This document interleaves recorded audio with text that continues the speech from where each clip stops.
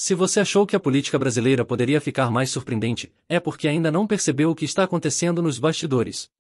Agora, temos uma mistura explosiva de interferência internacional e um jogo de poder que envolve figuras como Alexandre de Moraes, Lula, e até outros líderes globais como Trump e Nicolás Maduro. Como se o cenário político nacional não fosse já um campo minado, a pressão externa sobre as decisões do Supremo Tribunal Federal está provocando uma onda de incertezas. A velha história da luta por poder não é mais uma disputa apenas entre partidos, mas uma batalha com repercussões internacionais e que coloca o Brasil no centro de um conflito que envolve os maiores nomes da política mundial. Lula, em seu retorno ao poder, parece estar mais uma vez no epicentro dessa tempestade. Enquanto as questões de transparência, os privilégios judiciais e a crise econômica afetam diretamente o país, o governo atual se vê no meio de um jogo político mais complexo do que nunca. O STF, com seu protagonismo e as polêmicas envolvendo figuras como Moraes, está sendo alvo de críticas intensas, não só dentro do Brasil, mas de fora também. E, enquanto isso, Bolsonaro observa à distância, com sua postura caracteristicamente provocadora, e Trump, com seu estilo único de política internacional, também entra na conversa. E, claro, quem não poderia deixar de ser mencionado em tempos de tensão é o controverso Nicolás Maduro, que, de alguma forma, também se vê como parte desse cenário de desafios globais. Mas, por que isso tudo importa? Porque a realidade por trás dessas interações políticas e as repercussões no STF tem o poder de afetar o futuro do Brasil, a percepção pública e, claro, a vida de cada um de nós. O que está em jogo é muito mais do que uma disputa política interna, é o futuro do país em um cenário global em constante transformação. Prepare-se para entender tudo o que está por trás dessa complexa trama que envolve figuras de peso e repercussões que podem mexer com o Brasil de maneiras que você nem imagina. É impossível ignorar os debates que surgem quando falamos sobre a relação do Supremo Tribunal Federal, a STF, com influências externas. Desde o governo de Lula até o atual, o STF tem sido alvo de alegações de interferência internacional, com nomes como Alexandre de Moraes em evidência, envolvido em discussões sobre a independência do judiciário. Em muitos círculos, questiona-se até que ponto as pressões externas podem afetar as decisões internas, criando um cenário de polarização que reflete também a divisão interna no Brasil. E não podemos esquecer de como figuras como Bolsonaro, Trump e até Nicolás Maduro têm sido constantemente citadas nessas conversas, sempre que um ponto sensível é tocado no STF. Quando se fala em interferência internacional, a primeira coisa que vem à mente são os múltiplos interesses em jogo. Se por um lado há o discurso de soberania e respeito à Constituição brasileira, por outro, há vozes que defendem que certos aliados internacionais estão, de alguma forma, tentando moldar a política nacional. Imagine, por exemplo, a pressão que um líder mundial, como Trump, pode exercer sobre a política de um país como o Brasil. Isso cria uma dinâmica onde o STF é colocado no epicentro, com seus juízes e decisões sendo observados com lupa por todos. É, sem dúvida, uma situação em que a pressão externa e interna colidem de forma muitas vezes não muito visível para o público. Mas será que essa interferência é real ou apenas uma construção de narrativas? Por exemplo, em momentos de crise política, tanto o STF quanto o governo de Lula se viram em situações delicadas. A percepção de que há uma convergência de interesses entre líderes mundiais e a corte brasileira pode, de fato, gerar desconfiança. Mas também é válido questionar se os interesses externos realmente têm poder para influenciar decisões independentes, como as de Alexandre de Moraes, em casos envolvendo a liberdade de expressão, por exemplo. Se o STF continuar sendo pressionado de maneira constante, será que as decisões judiciais se tornarão mais um reflexo da pressão política de fora? Ou será que, com o tempo, o Brasil pode encontrar seu caminho em meio a essas pressões internacionais? Quando se fala de transparência no governo, uma das questões mais delicadas é a forma como as informações são tratadas e divulgadas. O governo de Lula, por exemplo, sempre foi criticado por ter dificultado o acesso a dados que poderiam ser essenciais para a sociedade. Ao contrário do governo Bolsonaro, que apesar de ser alvo de críticas, tinha uma postura mais flexível em termos de fornecer informações, o governo Lula se destacou por ter rejeitado mais pedidos de informações sob a Lei de Acesso à Informação. Isso gerou desconfiança e, claro, abriu espaço para especulações sobre o que poderia estar sendo escondido da população. Uma reflexão interessante é como o tratamento dessas questões impacta diretamente a percepção pública e a confiança nas instituições. Um exemplo claro disso foi a resistência do governo Lula em divulgar certos dados relacionados ao uso de recursos públicos. Essa falta de transparência não só acirrou os ânimos da oposição, mas também ajudou a alimentar narrativas conspiratórias que ganhavam força nos meios de comunicação e nas redes sociais. O Brasil, em sua complexidade política, viu, então, o STF e seus juízes, incluindo figuras como Alexandre de Moraes, atuando como um contrapeso. Ao mesmo tempo, uma dúvida ficou no ar em até que ponto a transparência dos atos governamentais deve ser garantida, e até onde o sigilo se justifica. Para o público, essa falta de clareza era um prato cheio para questionamentos, algo que ecoou também no cenário internacional, onde líderes como Trump e Maduro também estavam gerenciando situações de tensão envolvendo dados e decisões não divulgadas. Por outro lado, a transparência de qualquer governo deveria ser a base para o fortalecimento da democracia, certo? A falta de informações claras e acessíveis não é algo exclusivo de Lula, mas é algo que se arrasta e foi intensificado nos últimos anos. Governos como o de Bolsonaro e até o de Nicolás Maduro, em menor ou maior grau, também enfrentaram críticas sobre a falta de abertura de dados. Isso gera uma tensão constante, principalmente quando a população começa a questionar a integridade dos governantes. Como o STF entra nesse cenário? Será que a corte tem sido mais um pilar de estabilidade, ou está sendo usada como um braço do governo para encobrir falhas e contradições nas políticas de transparência? Esses questionamentos são apenas o começo de uma conversa muito mais ampla sobre como a política e a justiça interagem no Brasil. A crise previdenciária no Brasil está longe de ser um assunto fácil de digerir, mas é uma questão urgente que precisa ser debatida. O presidente do Tribunal de Contas da União, TCU, não hesitou em lançar um alerta sombrio: o sistema previdenciário brasileiro pode entrar em colapso em um futuro bem próximo, talvez em apenas 5 anos, caso as tendências atuais persistam.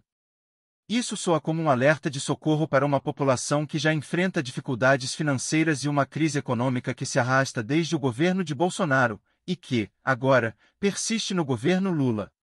Afinal, o que está acontecendo de fato com a Previdência e por que estamos tão perto de um colapso?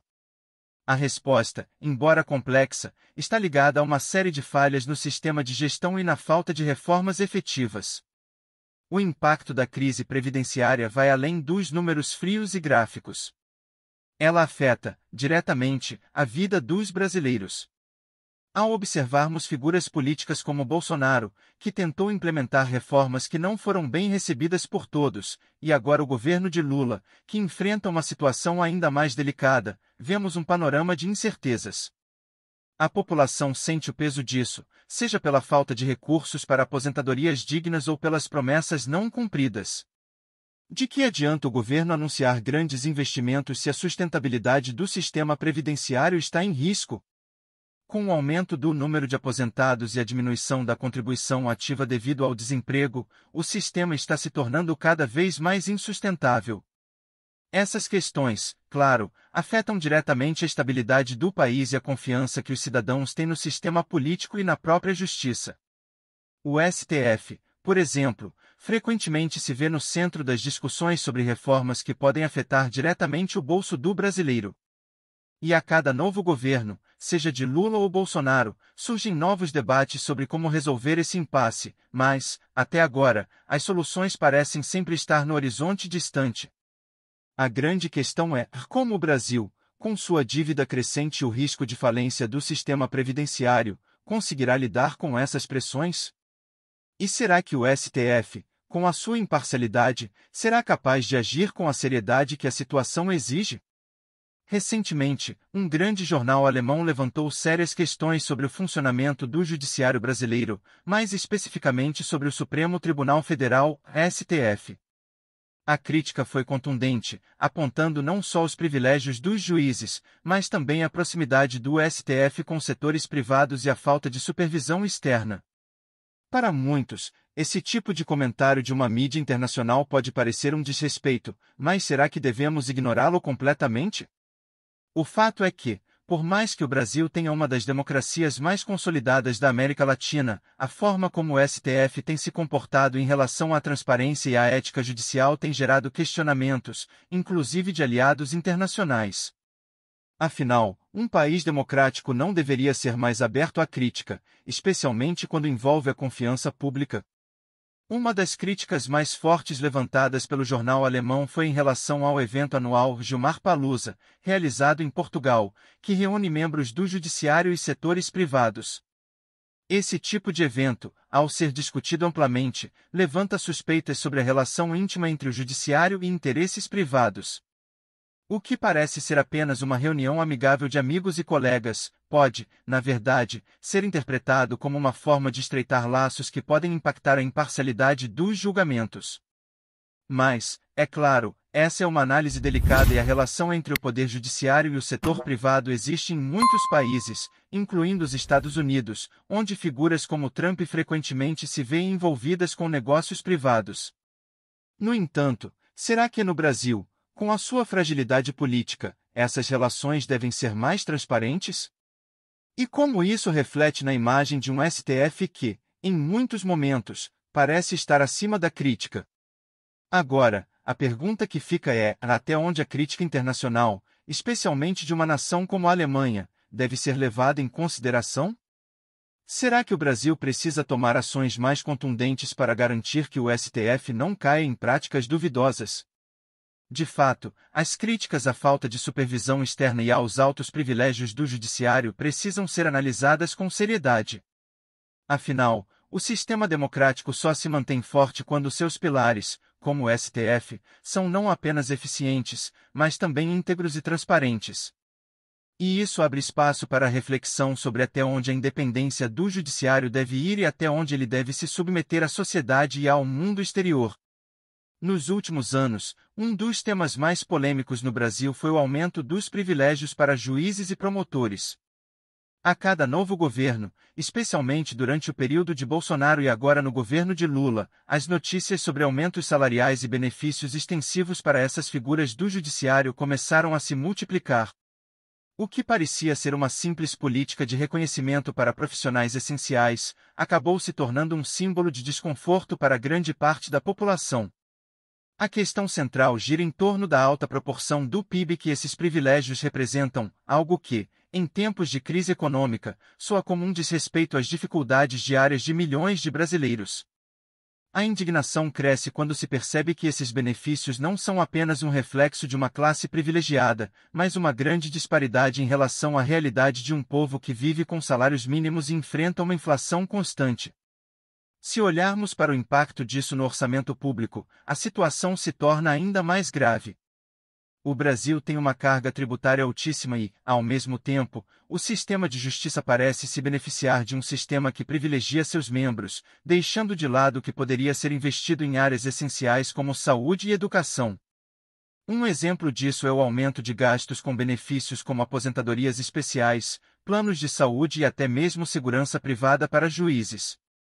Esses gastos são uma grande parte do que o governo gasta, e isso reflete diretamente na qualidade de vida do brasileiro comum.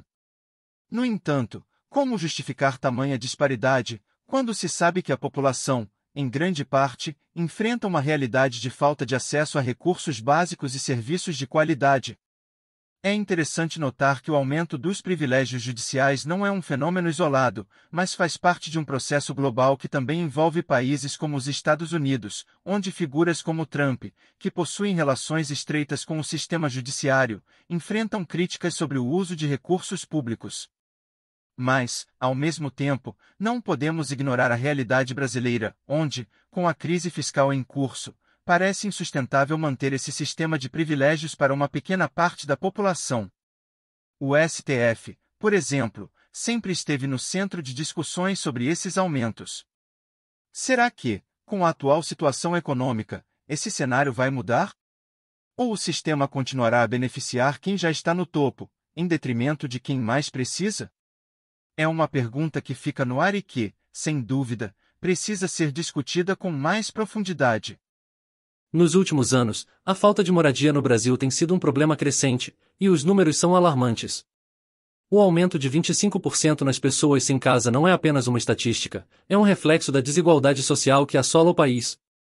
A falta de políticas públicas efetivas para resolver esse problema é um dos pontos mais críticos do governo de Lula, que, embora tenha promovido avanços significativos em outras áreas, não conseguiu dar uma resposta sólida à questão habitacional.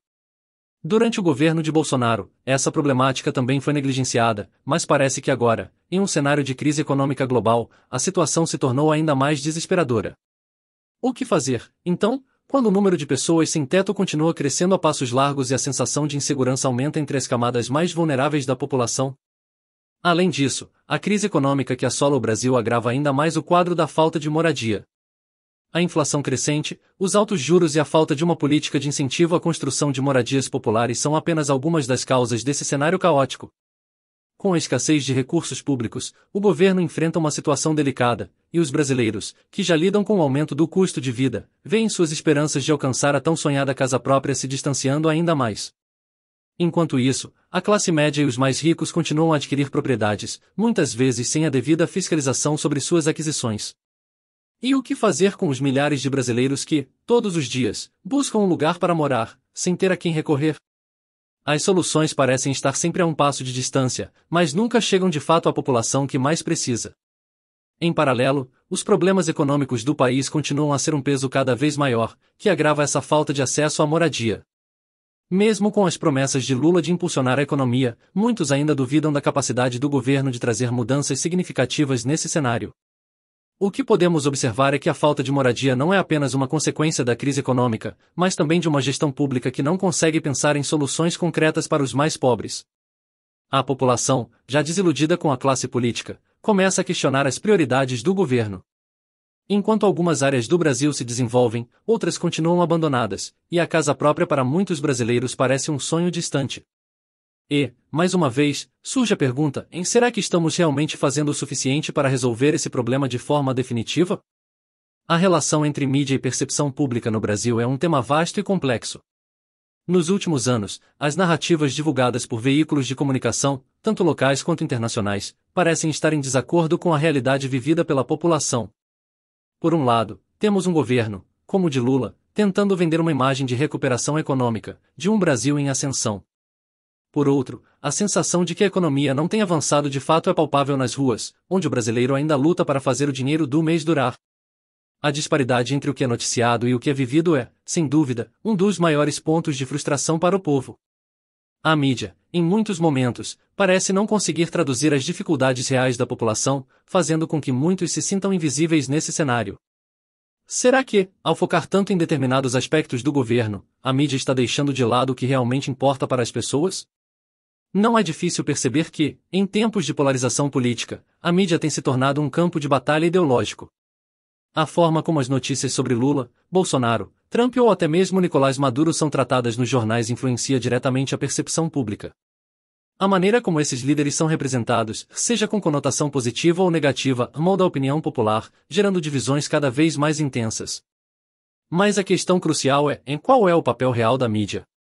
Ela deve ser imparcial, oferecendo uma visão equilibrada dos fatos, ou deve se posicionar, defendendo uma ideologia ou narrativa específica? A falta de imparcialidade pode afetar a credibilidade das informações e, ao mesmo tempo, manipular a opinião pública de uma forma que prejudique a confiança nas instituições. E isso não é uma questão exclusiva do Brasil. Muitos países, incluindo os Estados Unidos e até a Venezuela de Maduro, enfrentam o mesmo dilema. Por fim, a mídia deve começar a se questionar sobre o impacto de suas narrativas. Quando ela coloca em destaque as supostas vitórias econômicas do governo Lula, mas a realidade do dia a dia do povo brasileiro contradiz essas afirmações, ela acaba contribuindo para um cenário de desconfiança e desinformação. A verdade é que, ao invés de apenas reportar os números e discursos do governo, seria mais produtivo que a mídia se concentrasse em mostrar a realidade cotidiana das pessoas, o que, de fato, está acontecendo nas ruas e bairros afastados dos grandes centros. E essa postura mais crítica, que busca ir além das manchetes, pode ser exatamente o que o Brasil precisa para ajustar sua rota. Mas a pergunta persiste: será que as mídias, dominadas por interesses políticos e econômicos, estão dispostas a abrir mão dessa narrativa confortável para mostrar o que realmente está acontecendo no país?